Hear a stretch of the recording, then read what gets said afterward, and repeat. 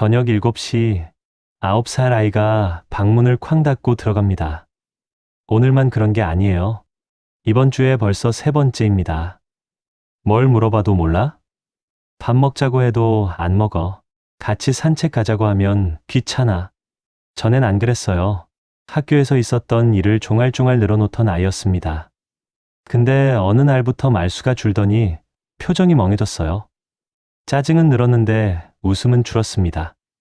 이걸 보면서 부모는 두 가지 생각 사이에서 흔들립니다. 사춘기가 빨리 온 건가? 아니면 혹시 우울한 건 아닐까? 근데 어느 쪽인지 도무지 모르겠는 거예요. 사춘기라고 하기엔 좀 무거워 보이고 우울이라고 하기엔 멀쩡할 때도 있고.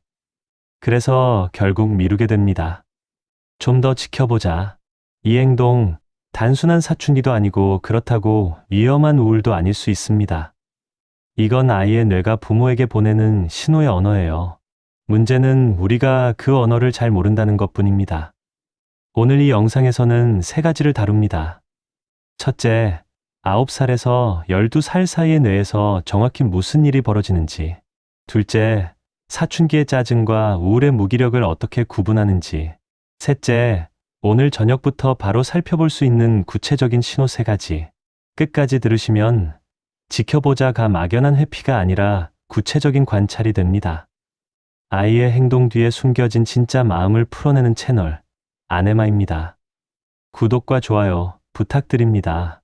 먼저 한 가지 짚고 시작하겠습니다. 사춘기는 중학생부터라는 통념. 이거 이미 옛날 이야기예요. 요즘 아이들은 만 9살, 10살 즈음부터 호르몬 변화가 시작되는 경우가 많습니다. 이걸 프리틴 시기라고 부르기도 해요. 사춘기 본편이 시작되기 직전, 예고편 같은 시기죠. 그리고 이 예고편이 본편보다 더 혼란스러울 때가 있습니다. 왜냐하면 아이도 부모도 이게 사춘기다라는 인식이 아직 없거든요. 그러니까 짜증을 부리면 왜 갑자기 저래? 가 되고 무기력하면 어디 아픈가? 가 되는 거예요. 여기서 뇌 이야기를 잠깐 해야 합니다. 이 시기에 아이의 뇌에선 흥미로운 일이 벌어지고 있어요. 감정을 만드는 회로와 감정을 조절하는 회로가 서로 다른 속도로 자라고 있다는 점입니다. 감정을 만드는 쪽, 그러니까 기쁨, 분노, 두려움 같은 걸 강하게 느끼는 회로는 호르몬과 함께 빠르게 발달합니다. 감정의 음량이 갑자기 커지는 거죠. 근데 그걸 조절하는 회로는 한참 뒤에 따라옵니다. 이 발달 격차가 좁혀지려면 청소년기 후반, 일부 영역은 성인 초반까지도 이어진다고 알려져 있어요. 비유하자면 이래요. 스피커는 새 모델로 바뀌었는데 볼륨 조절 손잡이는 아직 옛날 거예요. 음악이 갑자기 2배로 커졌는데 손잡이는 천천히 돌아가는 겁니다. 아이가 짜증을 폭발시키는 건 손잡이가 고장난 게 아니라 아직 그 속도를 못 따라가는 거예요. 이걸 알면 왜 사소한 일에 저렇게 화를 내? 라는 질문에 답이 나옵니다. 사소하지 않거든요. 아이의 뇌 안에선 그게 진짜로 크게 들리고 있는 겁니다. 근데 여기서 중요한 게 하나 있어요. 이게 사춘기의 짜증이라면 자연스러운 거예요. 지나가는 폭풍이고 시간이 지나면 잦아드는 종류죠. 근데 똑같이 짜증을 내고 무기력해 보여도 어떤 신호는 그냥 지나치면 안 됩니다. 여기서 부모가 가장 헷갈리는 지점이 등장해요. 짜증과 무기력, 둘 다 사춘기에도 우울증에도 나타난다는 사실입니다. 겉모습이 비슷해요. 방문을 닫는 것도 비슷하고, 몰라라고 답하는 것도 비슷하고, 식탁에서 표정이 어두운 것도 비슷합니다. 그래서 부모가 구분을 못하는 거예요. 부모가 둔해서가 아니라 원래 겉으로는 잘 안 보이는 게 맞습니다. 그런데 이 분야 연구자들 사이에선 한 가지 중요한 기준이 자리 잡고 있어요. 감정의 종류가 아니라 감정에서 돌아오는 속도를 본다는 겁니다. 일기예보로 비유해 볼게요. 사춘기는 변덕스러운 봄 날씨에 가깝습니다. 오전엔 비가 쏟아지다가 오후엔 햇살이 쨍쨍하고 저녁엔 또 흐려져요. 변덕은 심한데 매번 회복은 됩니다. 근데 우울은 비가 오는 게 아니에요. 계속 흐린 겁니다. 폭우는 아닌데 햇살이 며칠째 안 보이는 상태. 이게 사춘기의 짜증과 우울의 무기력 사이에 있는 결정적 차이예요. 여기서 한 가지 더 짚어야 할 게 있습니다. 어른의 우울은 보통 슬픔으로 표현돼요. 근데 아이, 특히 프리틴의 우울은 슬픔보다 짜증과 무기력으로 더 자주 나타납니다. 일부 임상 보고에서는 이 시기 우울 신호의 절반 이상이 짜증으로 위장된다고 합니다. 이게 뭘 뜻하느냐? 우는 아이가 아니라 짜증내는 아이가 더 걱정되는 신호일 수 있다는 거예요. 부모는 보통 우는 아이를 더 챙깁니다. 짜증내는 아이는 성격이 못된 건가 하면서 거리를 두죠. 근데 정작 살펴봐야 할 건 짜증 쪽일 수도 있습니다. 이 부분 뒤에서 다시 다루겠습니다. 보이지 않는 신호라는 개념이 있거든요. 자, 그러면 일단 오늘 저녁부터 해볼 수 있는 게 하나 있어요. 사춘기인지 우울인지 헷갈리실 때 한 가지만 관찰해 보세요. 감정이 폭발한 뒤 아이가 평소로 돌아오는데 걸리는 시간. 이걸 회복 시간이라고 해볼게요. 사춘기 짜증은 회복 시간이 짧습니다. 방에 들어가서 10분, 길어야 한두 시간이면 다시 나와서 물 마시고, 간식 찾고, 폰 만지고 그래요. 폭풍은 강한데 짧게 지나가는 거죠. 반면 살펴봐야 할 신호는 회복이 안 되는 상태예요. 한번 가라앉으면 며칠 동안 무기력이 이어집니다.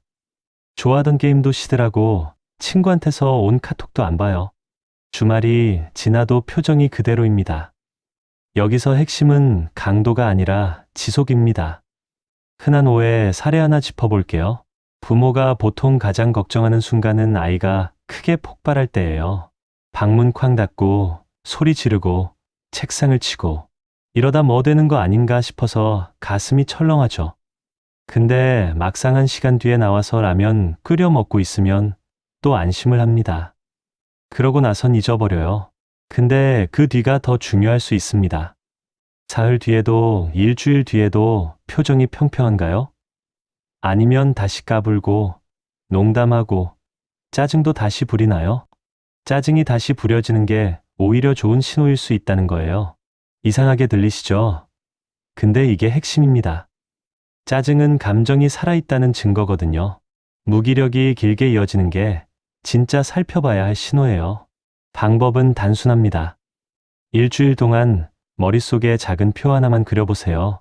오늘 아이가 짜증을 냈다. 오케이. 그 다음에 평소 모습으로 돌아왔나? 돌아왔다면 몇 시간 만에? 이걸 며칠만 메모해봐도 어렴풋한 그림이 잡히기 시작합니다. 여기서 작은 팁 하나. 회복 신호는 거창하지 않아요. 엄마, 이거 봐. 이 한마디가 회복 신호입니다. 아이가 다시 세상 쪽으로 손을 뻗는 작은 동작이에요. 이런 동작이 며칠째 안 나오는 게 진짜 신호죠. 그러니까 부모가 할 일은 사춘기다, 우울이다, 판정을 내리는 게 아니에요. 돌아오는 속도를 보는 관찰자가 되는 겁니다. 판정은 전문가가 합니다. 부모는 신호를 모으는 사람이에요.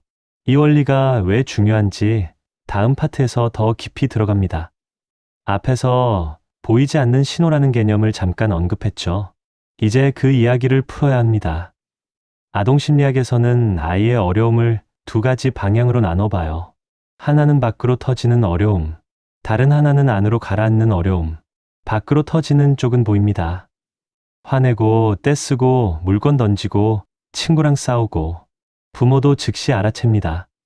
그래서 어떻게든 대응을 하게 돼요. 안으로 가라앉는 쪽은 안 보여요. 조용해지고 말수가 줄고 혼자 있는 시간이 길어지고 뭘 물어도 괜찮아. 부모는 오히려 안심합니다. 애가 철들었나 보다. 사춘기라 그런가 보다. 근데 이게 가장 위험한 착시예요. 조용한 아이가 괜찮은 게 아닐 수 있습니다. 비유하자면 이렇게 갈라져요. 화산형은 안에 쌓인 게 밖으로 터집니다. 시끄럽지만 어디가 문제인지 보입니다. 동굴형은 안으로 점점 깊이 들어갑니다. 조용하지만 안에서 무슨 일이 벌어지는지 안 보여요. 부모가 자주 놓치는 건 동굴형 아이입니다. 우리 애는 착해서 그런 거예요 라는 말 뒤에 사실은 도와달라는 신호가 묻혀 있을 수 있어요. 여기서 한 가지 짚어야 할 게 있어요. 프리틴 시기엔 이 두 가지가 섞여서 나타나는 경우가 흔합니다. 어떤 날은 화산처럼 폭발하고 어떤 날은 동굴처럼 잠겨요. 부모는 오락가락한다고 느끼는데 사실 아이 입장에선 자기도 자기 감정을 모르는 상태인 겁니다. 이 지점에서 또 하나의 개념이 등장해요. 알렉시티미아라는 말이 있습니다. 어렵게 들리지만 풀었으면 감정의 이름을 모르는 상태예요. 아이는 가슴이 답답합니다. 짜증이 나고 뭔가 무거워요. 근데 이게 슬픔인지 외로움인지 분노인지 걱정인지 구분이 안 됩니다. 그래서 그냥 짜증나라는 한 단어로 다 표현해버려요. 어른은 이 구분을 어느 정도 합니다. 오늘 좀 외롭다. 아, 회사 일 때문에 짜증나는 거구나 하면서 자기 상태를 분류해요. 근데 9살 아이는 이 분류 자체가 아직 미숙합니다. 감정의 종류가 5가지인데 들고 있는 라벨은 2개뿐인 셈이죠. 여기서 흥미로운 발견이 하나 있어요. 일부 연구에서는 감정에 이름을 붙이는 것만으로도 감정의 강도가 줄어든다는 결과가 보고됩니다. affect labeling이라고 부르는 현상이에요. 나 지금 외로워라고 말하는 순간 외로움이 100%에서 70%로 줄어요. 왜 그럴까요? 감정은 안에 갇혀 있을 때 가장 셉니다. 이름이 붙는 순간 그 감정이 한 발짝 밖으로 나와요. 아이 입장에선 이게 내 감정이 아니라 내가 지금 느끼고 있는 어떤 것이 되는 겁니다. 거리감이 생기는 거죠. 근데 여기서 부모가 자주 하는 실수가 있어요. 아이가 짜증나라고 하면 부모는 보통 해석을 시도합니다. 학교에서 무슨 일 있었어? 친구랑 싸웠어? 공부 때문에 그래? 이게 다 좋은 질문이지만 너무 빨리 들어가요. 아이는 아직 감정의 이름표도 못 붙였는데 이미 원인을 추궁당하는 겁니다. 그러면 어떻게 되겠어요? 몰라가 나옵니다. 이 몰라는 거짓말이 아니에요. 진짜 모르는 거예요. 그리고 여기서 마음을 잠깐 건드리는 장면 하나. 밤 11시 아이가 자기 방에서 안 나옵니다. 방문 앞에 가서 살짝 두드려요. 자니? 아니, 불 끄고 누웠어? 응, 왜 안 자? 잠깐 침묵 뒤에 작은 목소리가 들립니다. 몰라. 이 몰라가 부모를 무너뜨려요. 근데 이게 거부의 말이 아닙니다. 도움 요청의 가장 순수한 형태예요. 내 안에 뭐가 있는데 나도 그게 뭔지 모르겠어. 이 뜻인 거죠. 이걸 알면 부모가 할 수 있는 게 바뀝니다. 질문을 바꿔주는 거예요. 원인을 묻지 말고 감정의 이름을 같이 찾아주는 겁니다. 학교에서 뭔 일 있었어? 대신 지금 답답한 거야? 아니면 슬픈 거야? 왜 그래? 대신 화가 나는 건지 그냥 피곤한 건지 잘 모르겠어? 선택지를 2-3개 던져주는 거예요. 정답을 맞추라는 게 아닙니다. 아이가 자기 안의 감정을 라벨링하는 연습을 도와주는 것뿐이에요. 이게 왜 다를까요? 왜? 라는 질문은 아이를 추궁하는 자리에 세웁니다. 이게 뭐야? 라는 질문은 아이를 관찰자로 만들어요. 자기 감정을 들여다보는 사람이 되는 거죠. 작은 실수 사례 하나. 아이가 몰라라고 했을 때 부모가 몰라가 어디 있어? 뭐가 문제인지 말해야 알지 라고 하면 그 순간 대화는 끝납니다. 몰라는 출발점이지 회피가 아니에요. 거기서 그래, 모를 수 있어. 답답한 거랑 슬픈 거랑 어느 쪽에 가까워? 라고 가야 아이가 안에서 단어를 꺼내올 수 있습니다. 사례를 적용해 보겠습니다. 9살 아이가 학교 다녀와서 가방을 던지고 방에 들어갔다고 해보죠. 부모가 10분 뒤 들어가서 옆에 앉습니다. 왜? 라고 안 물어요. 대신 이렇게 말해요. 오늘 뭔가 좀 무거워 보인다. 화난 거야? 아니면 좀 외로운 거야? 한참 침묵 뒤에 아이가 외로운 것 같아 라고 말한다면 그 순간이 라벨링이 일어난 순간입니다. 원인은 그 다음에 천천히 따라와도 늦지 않아요. 여기서 하나 더 붙여야 합니다. 앞에서 말한 회복 시간을 어떻게 봐야 하는지 좀 더 구체적인 기준이 필요해요. 3가지 일상 신호만 보면 됩니다. 잠, 밥, 그리고 흥미. 잠드는 시간이 평소보다 1시간 이상 늦어지는 게 일주일 이상 이어지는지, 또는 너무 많이 자는 건 아닌지, 주말에 정오까지 자고도 또 자려고 하는 패턴까지. 사춘기 호르몬 변화로 잠이 늦어지는 건 자연스럽지만 패턴 자체가 무너지는 건 다른 신호예요. 다음은 밥 먹는 것입니다. 좋아하던 음식을 거부하는지, 양이 갑자기 줄거나 반대로 폭식을 하는지, 맛있다는 말이 사라지는 게 가장 미묘한 신호입니다. 마지막으로 흥미입니다. 좋아하던 게임, 그림, 운동, 친구. 이걸 며칠째 안 찾는지. 사춘기 아이도 흥미가 옮겨갑니다. 근데 새 흥미가 나타나죠. 우울 신호는 옮겨가는 게 아니라 사라지는 겁니다. 이 세 가지 중 하나만 흔들리면 사춘기 변화일 가능성이 높아요. 근데 두 가지 이상이 동시에 2주 이상 무너지면 그건 신호로 보고 천천히 살펴볼 가치가 있습니다. 세 가지가 다 무너지고 한 달이 가까워지면 그건 부모 혼자 판단할 일이 아니에요. 자동차 계기판으로 비유해 볼게요. 경고등 하나가 깜빡이면 일단 살펴보는 거예요. 두 개가 동시에 켜지면 정비를 고려할 시점입니다. 세 개가 빨갛게 들어오면 정비소를 찾아가야 해요. 부모의 직감을 무시하라는 게 아닙니다. 직감에 점검 기준을 더해주는 겁니다.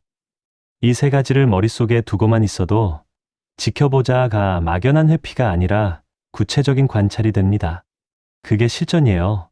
이제 세 가지를 하나의 장면 안에서 연결해 보겠습니다. 상황을 그려볼게요. 9살 아이. 지난 2주 동안 짜증이 늘었습니다. 숙제 안 하냐고 물으면 냅둬라고 해요. 저녁 식탁에서 좋아하던 카레를 깨작거립니다.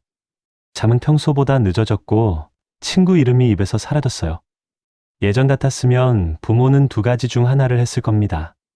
사춘기 시작했나 보네 하면서 거리를 두거나 너 도대체 왜 그래? 라고 다그치거나 오늘은 다르게 해봅니다. 먼저 머릿속에 메모를 시작해요. 잠, 밥, 흥미 세 가지가 동시에 흔들리고 있다. 2주째 이어지고 있다. 경고등 두 개가 동시에 깜빡이는 상태입니다. 그렇다고 바로 병원 가자는 안 합니다. 판정은 부모의 일이 아니니까요. 대신 회복 시간 관찰부터 들어가요. 저녁 7시 아이가 또 방문을 닫고 들어갔습니다. 1시간을 기다려요. 나오지 않습니다. 2시간이 지나고도 그대로예요. 평소 같으면 1시간 안에 물 마시러 나왔던 아이입니다. 근데 오늘은 안 나와요. 이게 부모가 머리에 남겨야 할 신호 하나입니다. 저녁 9시 부모가 방문을 살짝 두드려요. 잠깐 들어가도 돼? 응. 들어가서 옆에 앉습니다. 무슨 일이냐고 묻지 않아요. 대신 이렇게 말합니다. 오늘 좀 무거워 보이더라. 화난 거야? 아니면 그냥 피곤한 거야? 아이가 한참 천장을 봅니다. 모르겠어. 그래, 모를 수 있지. 그럼 답답한 쪽이야? 슬픈 쪽이야? 답답한 것 같아. 이 한 문장이 나오기까지 아마 10분 가까이 걸렸을 거예요. 근데 이 한 문장이 라벨이 붙은 순간입니다. 아이가 자기 안에 어떤 덩어리에 처음으로 이름을 붙인 거예요. 부모는 그 다음에 원인을 캐묻지 않습니다. 답답한 거 알겠어. 좀 같이 있어 줄까? 아니면 혼자 있고 싶어? 선택지를 또 줘요. 같이 있어. 그래서 옆에 그냥 앉아 있어요. 아무 말 안 하고. 이게 첫째 날입니다. 극적인 변화는 없어요. 아이가 갑자기 일어나서 노래 부르고 그러진 않아요. 둘째 날, 아침에 평소처럼 깨워요. 아이가 살짝 늦게 일어나지만 일어나긴 합니다. 저녁 식탁에서 카레를 또 깨작거려요. 근데 한 숟갈이 두 숟갈이 됩니다. 어제보단 한 숟갈 더 들어간 거예요. 이게 부모가 보아야 할 작은 회복 신호입니다. 셋째 날, 아이가 학교에서 돌아와서 엄마, 오늘 급식에 떡볶이 나왔는데 너무 매웠어 라고 한마디 합니다. 별거 아닌 말이에요. 근데 부모는 이걸 알아챕니다. 아이가 다시 세상 쪽으로 손을 내밀기 시작한 거예요. 엄마, 이거 봐의 작은 버전인 셈이죠. 넷째 날, 아이가 짜증을 또 부립니다. 숙제하기 싫어 라고 책상을 치면서 부모는 흠칫하다가 한 박자 늦게 깨달아요. 짜증이 돌아왔다는 건 감정이 다시 살아나고 있다는 신호라는 걸. 며칠 전에 평평한 무기력보다 이 짜증이 오히려 반가운 거였어요. 이게 회복의 모양입니다. 극적인 반전이 아니에요. 한 숟갈이 두 숟갈이 되고 한마디가 두 마디가 되고 무기력이 짜증으로 돌아오는 것. 이런 작은 신호들이 쌓이면 그건 사춘기의 변동이지 깊이 가라앉는 우울이 아닐 가능성이 높습니다. 그리고 만약 며칠이 지나도 이런 작은 신호가 안 돌아온다면 세 가지 경고등이 다 깜빡이고 한 달이 가까워진다면 그땐 부모가 혼자 짊어질 일이 아닙니다. 가까운 소아청소년 정신건강의학과나 학교의 상담 선생님께 한번 손을 뻗어보는 게 부모가 할 수 있는 가장 사랑하는 행동이에요. 이건 패배가 아닙니다. 부모가 신호를 잘 읽었다는 증거예요. 여기까지 들으시고 에이, 그래도 우리 애는 좀 다른데 하셨다면 이 파트는 바로 그분들을 위한 시간입니다. 부모가 가장 많이 부딪히는 질문 세 가지를 짚어보겠습니다. 우리 아이는 원래부터 예민하고 조용한 편이에요. 그게 평소 모습인지 신호인지 어떻게 구분하죠? 좋은 질문입니다. 이게 사실 가장 어려운 지점이에요. 핵심은 지금 모습이 어떤가가 아니라 평소와 비교해서 어떻게 달라졌는가입니다. 조용한 아이가 조용한 건 그냥 그 아이예요. 근데 원래 조용하던 아이가 더 조용해졌다면 그게 신호일 수 있어요. 원래 책 읽기를 좋아하던 아이가 책을 안 본다. 원래 그림을 그리던 아이가 종이를 안 꺼낸다. 이런 변화가 그 아이만의 신호예요.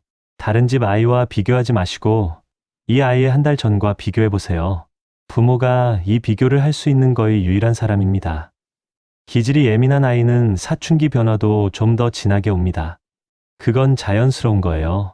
다만 진하게 오는 만큼 회복 신호도 평소보다 작게 나타날 수 있다는 점만 기억하시면 됩니다. 2달째 지켜보고 있는데 모르겠어요. 어디까지가 사춘기고 어디서부터가 전문가 도움이 필요한 신호인가요? 이 질문, 부모가 가장 미루는 질문이에요. 좀만 더 지켜보자가 2달이 되고 2달이 반년이 되거든요. 기준을 한 줄로 드릴게요. 2주 이상 회복 신호가 안 보이고 잠바풍미 중 2가지 이상이 흔들리고 있다면 한번 상담을 받아보는 게 도움이 됩니다. 이게 병이다라고 진단을 받으러 가는 게 아니에요. 우리 아이가 지금 어디쯤 있나를 객관적으로 들여다보는 시간을 갖는 겁니다. 혈액 검사 받는 거랑 비슷해요. 결과가 정상이어도 받은 시간은 의미가 있죠. 그리고 한 가지만 더. 아이가 죽고 싶다, 사라지고 싶다, 없어지고 싶다 같은 표현을 한 번이라도 입에 담는다면 그땐 2주 기다리지 마세요. 일주일도 기다리지 마세요. 그날 바로 전문가에게 손을 뻗어주세요. 이건 협박도 떼쓰는 표현도 아닙니다. 신호 중에서도 가장 확실한 신호입니다. 솔직히 말하면 제가 그동안 너무 다그쳤던 것 같아요. 이미 늦은 거 아닌가요? 늦지 않았습니다. 이 질문을 떠올리신 것 자체가 이미 방향이 바뀐 거예요. 아이의 감정 시스템은 단단하게 굳어 있는 게 아닙니다.